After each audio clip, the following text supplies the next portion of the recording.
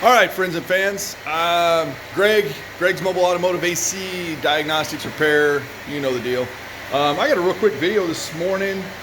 It's been a little while since I posted anything. For those of you who've been following me, the few of you that there are, I completed the BMW, completed the motorhome and everything I was working on.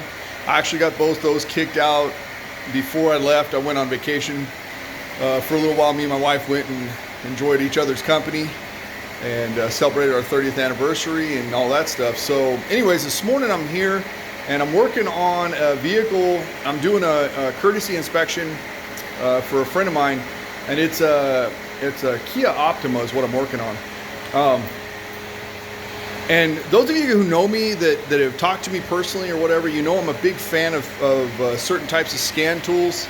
And one of the ones that I talk about all the time, and they're not a sponsor, so I'm not, not getting paid for this, but is Blue Driver. And I think it's probably hands down one of the best scan tools you can buy for, it's like $99. You plug it into your OBD2 sensor on your vehicle, you download the app onto your smartphone, and it instantly gives you, diagnostic codes. It gives you a very extensive amount of information. The only thing that it does not do is it does not give you the professional level like scan tools like Snap-on and those where you have the what's called bidirectional controls. But it gives you everything else. Anything that the vehicle's system can report, this device picks up. Now that being said, you guys who know me personally, it's one of my go-tos. I use it probably even more than I use my Autel. But it does have its limitations, and I want to show you that this morning. That's the reason why I turned on the camera.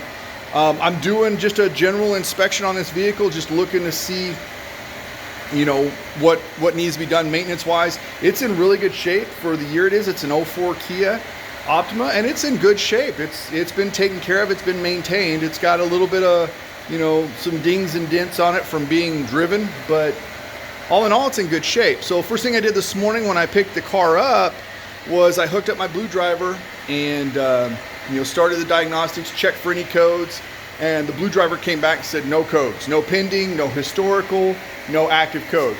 Good to go. All right.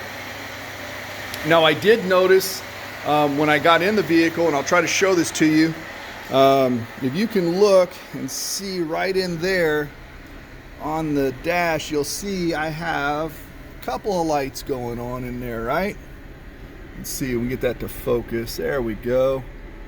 So if you can see those, I have an ABS light that's on, and I have an airbag sensor light that's on. No big deal. You notice I don't have the money light. Check engine light is not on, right? So the brake light that's on, I believe that's just a faulty brake fluid sensor, because I noticed when I was driving the vehicle, whenever I would come to a stop, the light would go out, and then once I started going again, the light would come back on. It's not flashing, so it's not an ABS fault.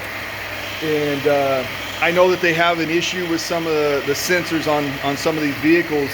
The way it measures the amount of brake fluid in the chamber or in the master cylinder sometimes is faulty. I suspect that's what's going on here. I'll look into that a little bit further. That's not why I turned on the video though. The airbag light that's on, there's a TSB out that has to do with an electrical issue with one of the sensors in the module. I suspect that's what that is. I'll look into that a little bit further if the customer wants me to.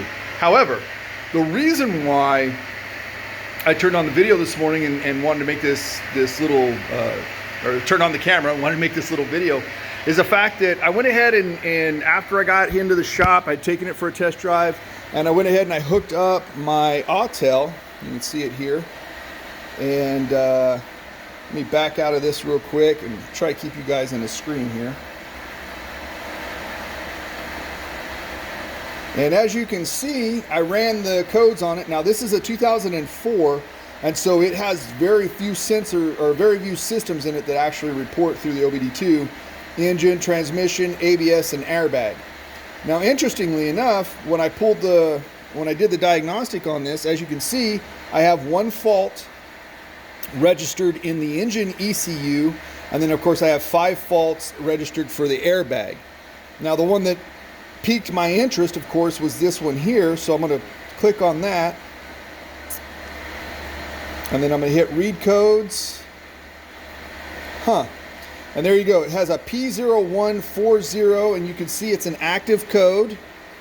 And it's for an O2 sensor circuit, no activity detected, bank 1, sensor 2. Now then, the reason why I turned on the camera and I thought this was of interest is the fact that, as you can see, I have no check engine light on in the dash, and my OBD2, the go-to that I usually use, didn't even register that.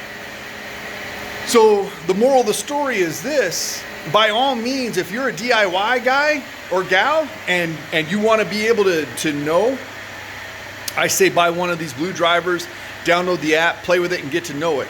But just be aware that it's not completely all-inclusive. There are those little narrow bands of information that for whatever reason this thing doesn't pick up, and not all mechanic shops are out to rip you off. And I know there's been a lot of people that I've talked to that have had bad experiences with mechanic shops, but I know there are many shops out there that do take advantage of people, but not every time. And so this would be one of those things where, you know, if you'd have had this yourself, you'd had this Blue driver, you plugged it in, checked it all out, and then took it and say, for instance, went to go get it smogged, I think this would pop up and it might keep you from getting smogged. And then you would be like, well, wait a minute, I checked this before I brought it here. There's no codes there. Or say you took it into a shop for a routine repair, some maintenance or something along those lines, and part of their process is to plug it in to see what's going on. And if they came back to you and said, hey, you have this check engine code, not this check engine code, this diagnostic code, you'd be wanting to call BS. Like, wait a minute. But in actuality, this is a legit code. So anyways, I'm going to explore this and see what's going on with it. But I just thought it was a worthwhile moment to video and upload and see what you guys think. Those of you guys that are watching this video, and if you've got experience with scan tools or with little handheld diagnostics and you've come across something like this before, go ahead and start a thread in the comment section and share that experience with others so that we can all kind of learn from it. I won't necessarily respond, but I know others will if they see something of interest. And you know, let's just kind of maybe start a conversation about how sometimes mechanic shops aren't actually out to rip you off. All right, if you know me, wow, I just about dropped my phone. How about that? So I'm not even going to edit that out. I'm going to leave it in there. Little action.